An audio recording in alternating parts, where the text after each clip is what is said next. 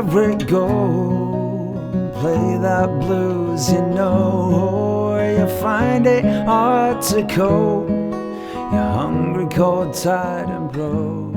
So I'm just about to go on summer holiday with my family, but I'm thinking about something that keeps on coming up in my YouTube comments and also in my song club community as well.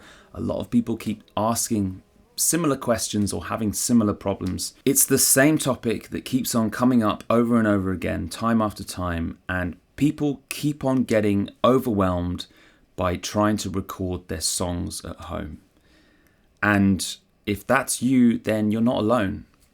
I think one of the problems is there's just so many different ways to do this. There's so many different approaches, and there's so many different techniques.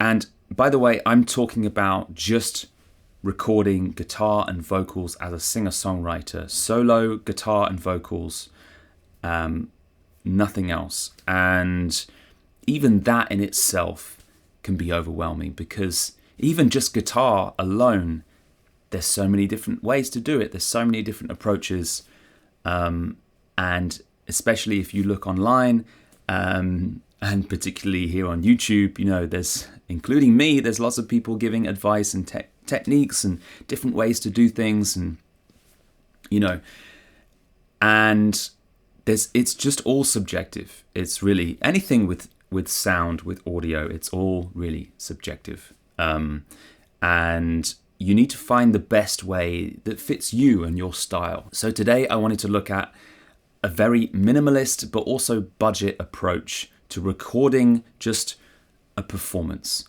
Recording guitar and vocals at the same time and capturing that performance. I think that's specifically what I like to do with my recordings. I like to record guitar and vocals together at the same time. Some people like to record things separately. That's fine. That's a different approach, you know. But I like to just capture the performance, because I put so much effort and energy and time into my performance when I'm playing the song, and emotion as well, that I want to capture that. And that's the way I see recordings. I see recordings as just capturing a moment in time. And I look for just capturing that moment.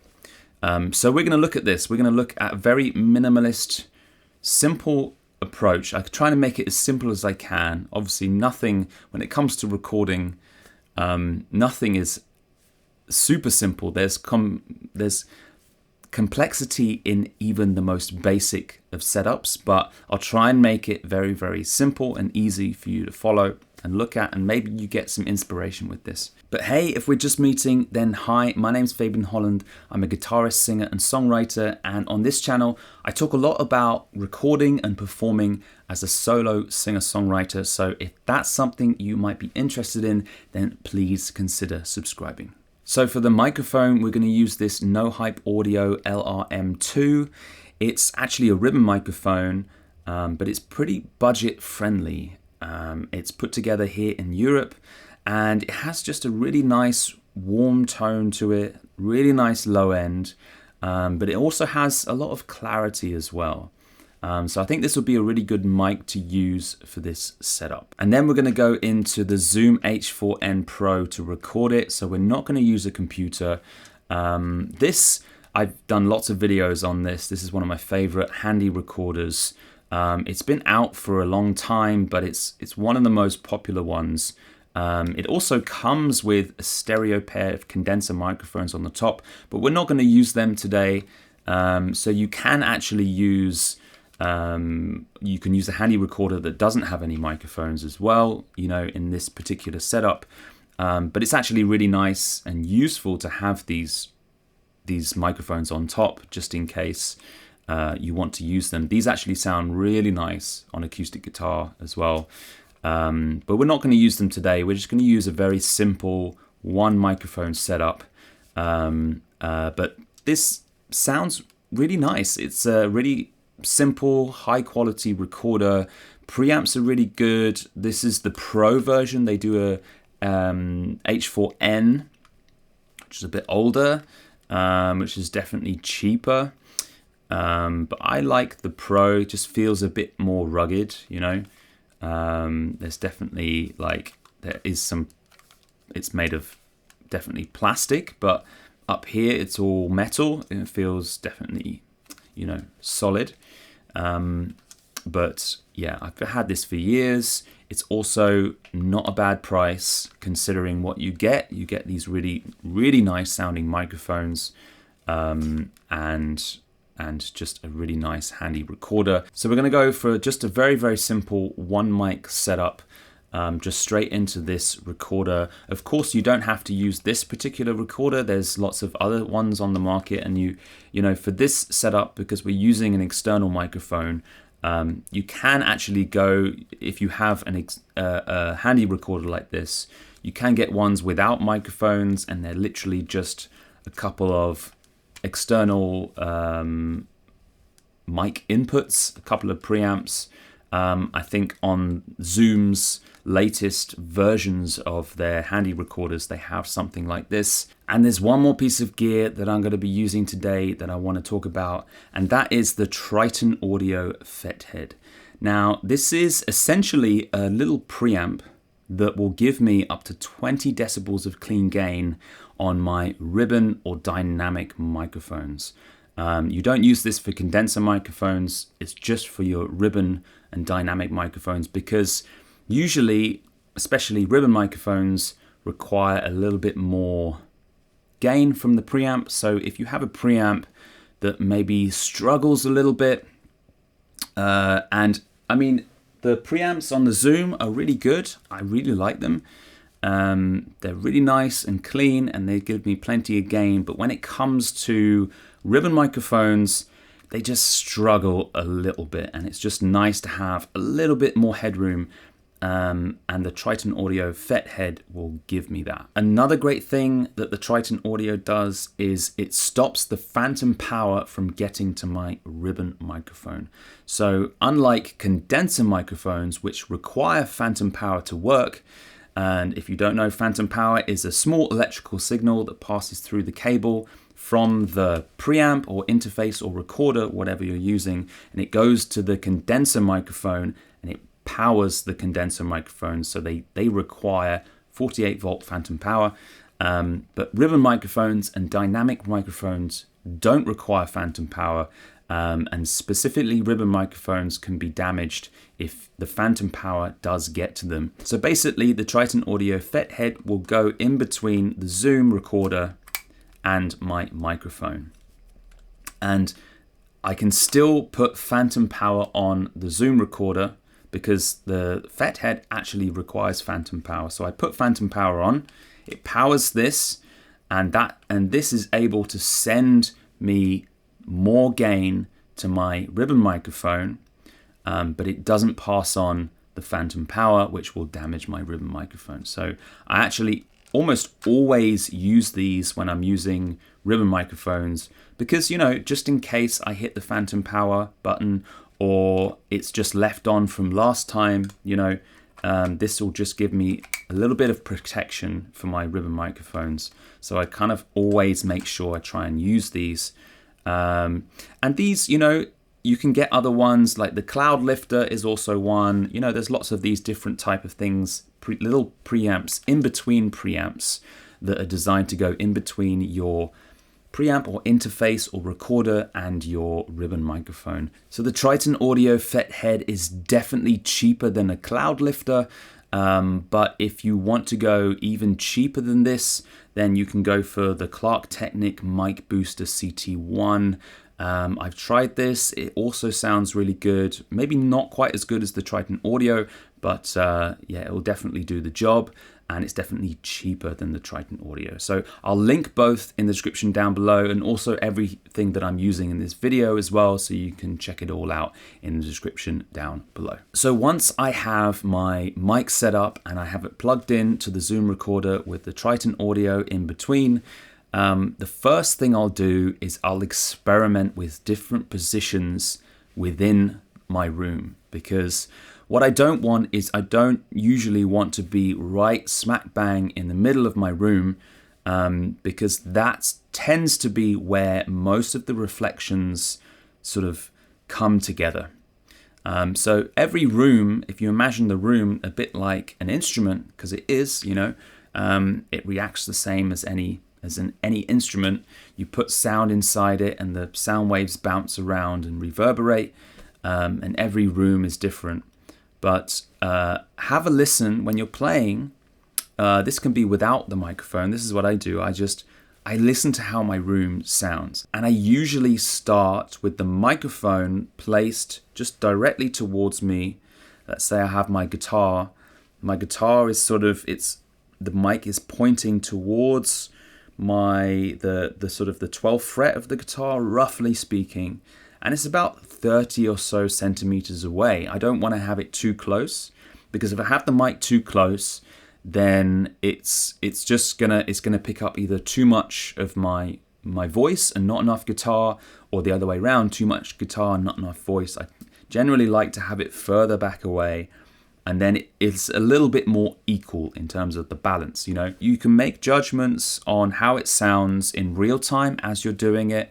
Make adjustments to the microphone, either further back or lower or further forwards, something like this. And we can also experiment with the angle as well. That's something that you can experiment, angled slightly down, angled slightly up, And this is basically EQing. We're EQing before recording, this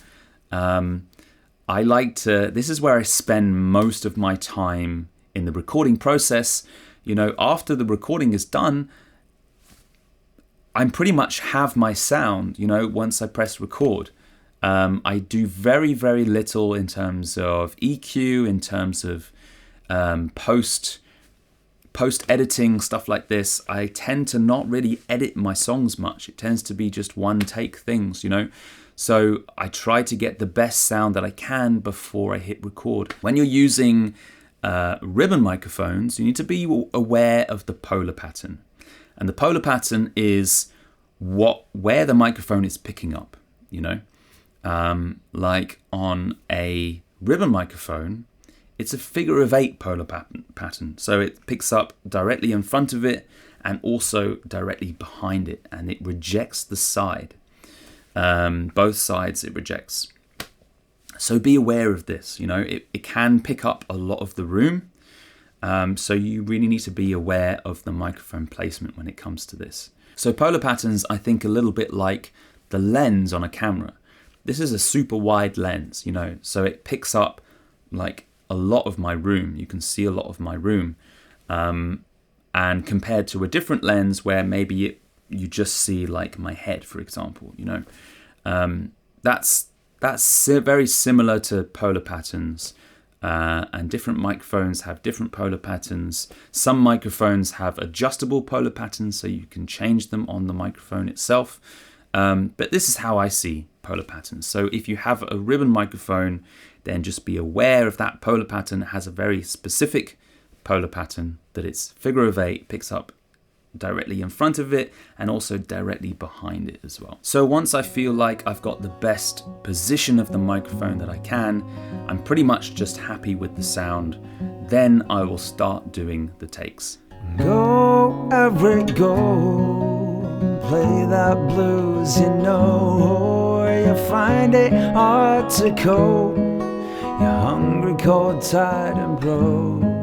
Every day's the same, just gets worse. Ain't got no one on this earth. Go, Everett, go, play that blues,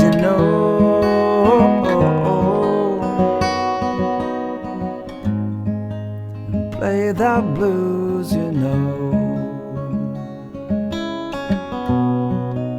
Play that blues,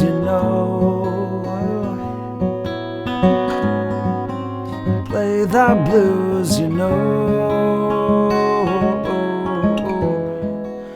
Play that blues, Play that blues,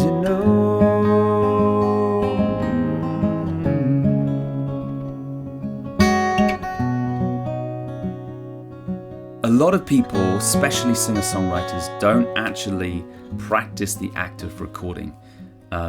I try to make sure that I actually record every single day. I record my practice sessions, and because I do that, it means that I'm so used to recording myself that it's the pressure is not on as much, you know, and I don't feel the pressure as much, and that's just kind of how it is, you know. We just need to, the more you do something, the more comfortable you will get with it, you know. So don't expect to be completely comfortable when you're only recording for the first time, you know. It's not going to be the case. You're going to have to get over that. It's just a barrier that you just need to get through. So the nice thing about the ribbon microphone is it gives a lot of warmth, a lot of low end, but it gives a lot of clarity as well at the same time. That's why I love this microphone. And also, it's I find ribbon microphones very forgiving in terms of if you're moving around, you know, in a performance, we move around, we sway, you know, especially me. I tend to move quite a bit when I'm in the moment. I find ribbon microphones a little bit more forgiving when it comes to that.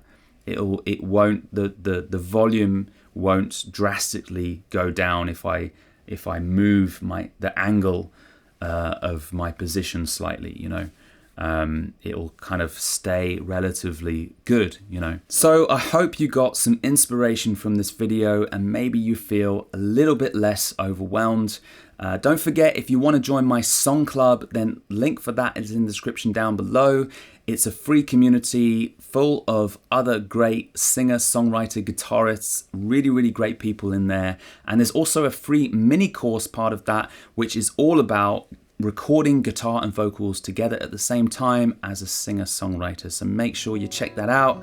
Other than that, have a great day. And if you want to keep hanging out, then click on this video over here and I'll see you over there. Bye. Go, Everett, go, play that blues, you know, or you find it hard to cope. You're hungry, cold, tired, and broke.